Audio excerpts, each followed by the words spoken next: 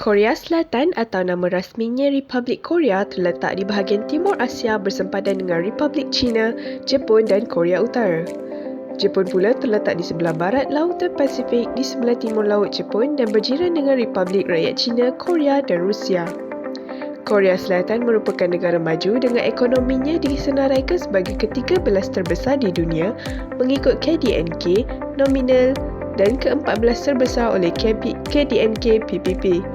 Jepun merupakan negara maju dengan ekonomi keempat terbesar di dunia mengikut KDNK nominal selepas Amerika Syarikat, China dan Jerman dan ekonomi terempat terbesar oleh PPP. Populasi semasa Korea Selatan atau Republik Korea ialah 51,757,522 orang. Populasi Korea Selatan bersamaan dengan 0.64% daripada jumlah penduduk dunia. Populasi semasa Jepun ialah 122,875,557 orang. Penduduk Jepun bersamaan dengan 1.53% daripada jumlah penduduk dunia. Ekonomi Korea Selatan adalah ekonomi campuran yang sangat maju dengan ekonomi keempat terbesar di Asia dan ke-12 terbesar di dunia. Ekonomi Jepun ialah ekonomi pasaran sosial yang sangat maju. Sering dirujuk sebagai model Asia Timur. Ia adalah ekonomi keempat terbesar di dunia mengikut KDNK nominal. Politik Korea Selatan berlaku dalam rangka Republik Demokratik Wakil Presiden, di mana Presiden adalah Ketua Negara dan sistem berbilang parti. Politik Jepun pula dijalankan dalam rangka monarki, perlembagaan parlimen duikameral, parti dominan. Maharaja adalah Ketua Negara dan Perdana Menteri ialah Ketua Kerajaan dan Ketua Kabinet yang mengarahkan cabang eksekutif. Keluaran negara kasar di Korea Selatan berpurata dari 182,37.26 Korean won bilion dari 1960 sehingga 2023. KDNK di Jepun purata 2,916.76 sen USD bilion dari 1960 sehingga 2022. Kadar pertukaran won Korea Selatan kepada ringgit Malaysia untuk 2023 yang tertinggi adalah pada 12 Julai 2023 dengan 0.003653 ringgit Malaysia. Purata adalah 0.0039494 ringgit Malaysia dalam tempoh ini. Manakala yang terendah adalah 0.0033321 ringgit Malaysia pada 25 April 2023. Carta ini adalah carta kadar pertukaran won Selatan kepada ringgit Malaysia tahun 2023. Berikut pula adalah kadar pertukaran purata mata wang won Korea Selatan ke ringgit Malaysia pada tahun 2023. Boleh dilihat pada bulan Januari, 1 won bersamaan dengan 0.00343 ringgit Malaysia. Pada bulan Februari, 0.0034415. Bulan Mac, 0.00347 ringgit Malaysia. Pada bulan April, 1 won bersamaan dengan 0.03348 ringgit Malaysia. Bulan Mei, 0.00346 ringgit Malaysia. Bulan Jun, 0.00357 dan bulan Julai, 0.0035581. Bulan Ogos, 0.00345 dan bulan September, 1 won bersamaan dengan 0.0035511. Pada bulan Oktober, 0.0035517. Bulan November, 0.0035590 dan pada bulan Disember, 1 won Korea Selatan bersamaan dengan 0.0035580 ringgit Malaysia. Pada bulan Januari sehingga bulan Mac, terdapat sedikit penurunan mata wang sehingga Februari dan kemudian meningkat semula pada bulan Mac. Pada tempoh April sehingga Julai, peningkatan yang sangat ketara dapat dilihat pada bulan April sehingga Ogos. Malaysia yang merupakan negara yang membangun banyak menerima kesan negatif dari segi penurunan mata wang ringgit Malaysia jika dibandingkan dengan Korean won yang lebih tinggi. Pada tempoh masa Ogos hingga November, berlaku semula peningkatan setelah berlaku penurunan pada Julai. Disember, terdapat penurunan.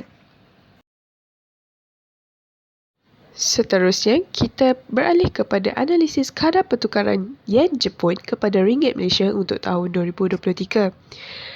Yang tertinggi adalah 0.00313 Ringgit Malaysia pada 20 Mac 2023. Kadar purata adalah 0.00324 Ringgit Malaysia sepanjang tempoh ini. Dan bacaan terendah adalah 0.03088 Ringgit Malaysia pada 7 November 2023. Carta ini adalah carta kadar pertukaran Yen Jepun kepada Ringgit Malaysia pada tahun 2023. Berikut adalah carta kadar pertukaran purata mata wang Jepun Yen ke Ringgit Malaysia pada tahun 2023. Pada bulan Januari, 1 Yen bersamaan dengan 0.03322 Ringgit Malaysia. Bulan Februari, 0.03281 Ringgit Malaysia. Bulan Mac, 0.03344 Ringgit Malaysia. Bulan April, 0.03316 Ringgit Malaysia. Dan pada bulan Mei, 1 Yen bersamaan dengan 0.03294. Bulan Jun adalah 0.03276. Pada bulan Julai, 0.03257. Pada bulan Ogos, 0.03183. Pada bulan September, 1 Yen bersamaan dengan 0.03167 Ringgit Malaysia. Pada bulan September, 1 Yen bersamaan dengan 0.03167 Ringgit Malaysia. Bulan Oktober, 0.03174 Ringgit Malaysia. Dan pada bulan November, 0.03132 Ringgit Malaysia. Dan akhir sekali pada bulan Disember, 1 Yen bersamaan dengan 0.03243 Ringgit Malaysia. Analisis mata wang pada bulan Januari sehingga Mac, terdapat sedikit penurunan mata wang pada Februari dan meningkat semula pada Mac. Pada tempoh masa April sehingga September, penurunan secara berperingkat dapat dilihat pada bulan April sehingga bulan September. Penurunan ini membuktikan bahawa Malaysia dapat menyamai kadar ekonomi Jepun dari segi peningkatan mata wang Ringgit Malaysia ke Yen Jepun sekiranya berlaku penurunan pada kadar pertukaran mata wang Yen Jepun ke Ringgit Malaysia. Membuktikan kadar inflasi yang mendadak pada tahun 2023 dapat diatasi dengan sebaiknya oleh Malaysia. Pada tempoh masa Oktober sehingga akhir tahun Disember, purata kadar pertukaran mata wang Yen Jepun pada bulan Oktober mengalami sedikit peningkatan sebelum kembali turun pada bulan November. Berlaku semula penurunan pada bulan November sebelum berlaku semula peningkatan pada bulan Disember. Impak COVID-19 terhadap kestabilan mata wang won Korea Selatan dan Yen Jepun. Won Korea Selatan telah mengalami fluktuasi yang ketara di pasaran kewangan. Yen Jepun biasanya dilihat sebagai aset yang selamat semasa ketidakstabilan global. Pelabur asing sering mencari ke pasaran sekuriti Jepun semasa ketidakstabilan yang telah menyebabkan permintaan yang tinggi untuk yen. Impak politik semasa Impak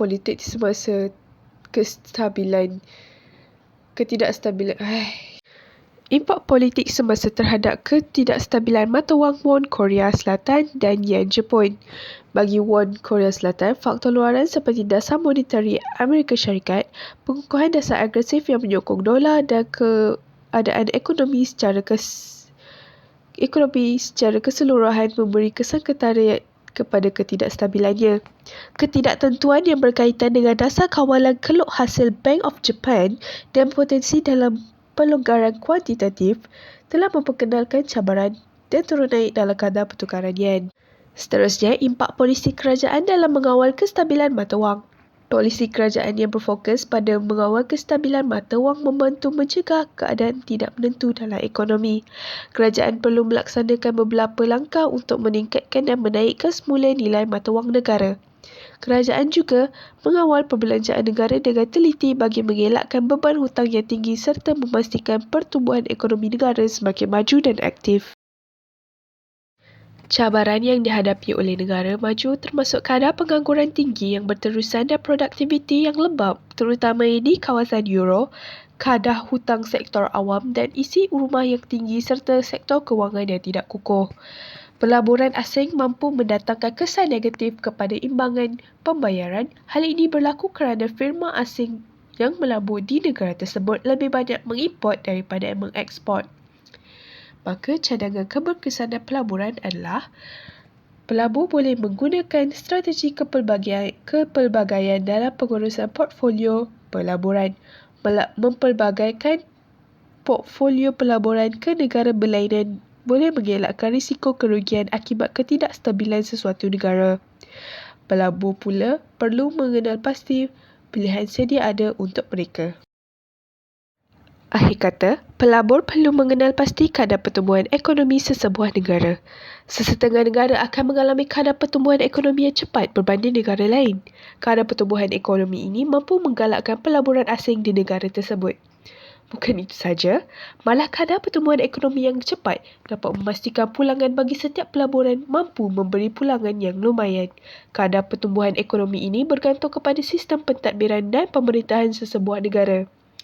Pertumbuhan ekonomi yang kukuh dan mampan hanya dapat dicapai sekiranya dasar dan dilaksanakan pemerintah mampu mengatasi sebarang kemelut yang berlaku di dalam negara di samping memastikan pertumbuhan ekonomi negara tidak terjejas dan berada dalam keadaan terkawal.